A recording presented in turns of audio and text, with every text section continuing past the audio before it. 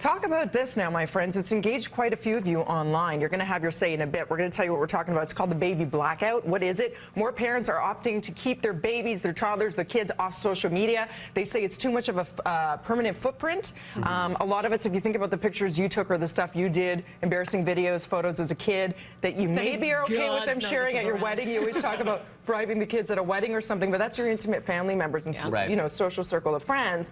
But to think all of that stuff is online, a lot of people say they just want to protect their kids, give them autonomy, let them decide when they're older whether or not they want to share it with the world permanently. Do you agree? That's a good call. And there's also a lot of parents who I know are too involved and they post things of their kids online and things that shouldn't be shared as well. So perhaps there should be a blackout for parents themselves posting too. That's true. What do you think as a dad? Well, first off, what I do with the kids is I have a Google search on both of their names.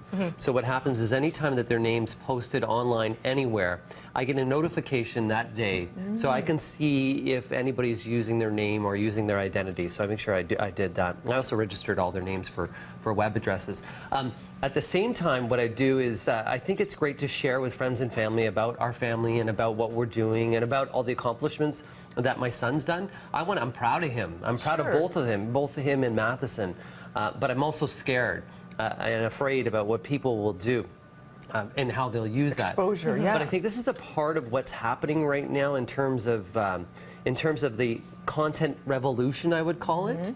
And I'd rather my kids be involved in that and be progressive in that than not be involved and fall behind. This is where our society is going. So if I can kind of guide them in the right way and try to make them aware of bad people out there. Like right now, Gavin, on his little mini iPad, he has a piece of tape over the camera. Because at any time, you never know when they could maybe on Wi-Fi at their homes, somebody could log on and see what they're doing. Then he's the one that put the piece of tape on there. That's good that you're teaching them along the way. You're right. Like a blackout might be a bit extreme, but teaching them the right and the wrong, because it's going to happen no matter what, right? They're going to get involved, so you might as well figure it out now. And it is a new phenomenon. Like you said, nobody knows how to navigate our way through this.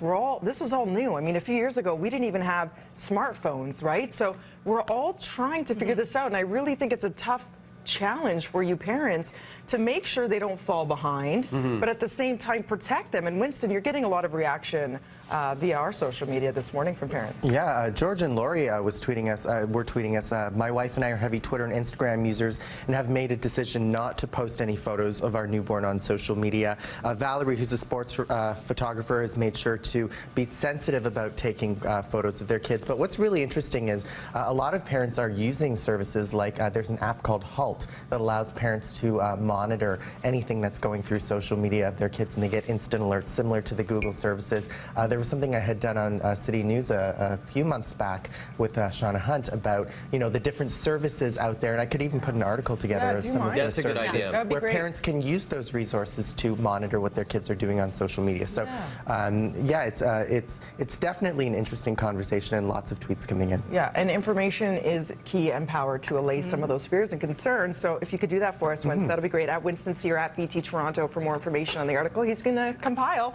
Coming up next, the stuff we do on TV we can never take back, but it's live, and hopefully it goes away. No, you don't know about that video I have of you? What? Oh, that video? I'm kidding. Anyway, we'll be back with more BT right after this. See what I did there? See? That's how your kids are going to feel.